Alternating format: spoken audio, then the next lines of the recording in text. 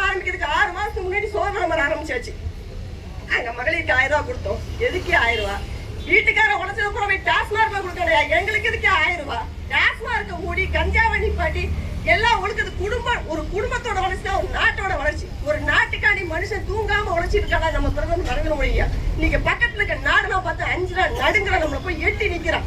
இன்னைக்கு வளர்ந்து நிக்கிறோம். மக்கள் தொகையில முதலிடமா இருந்த 2ஆம் இடமா இருந்த நாம இன்னைக்கு அசுர வளர்ச்சியில பொருளாதார வளர்ச்சியாகட்டும் எல்லா வளர்ச்சியும் முன்னாடி நிக்கிறோம்.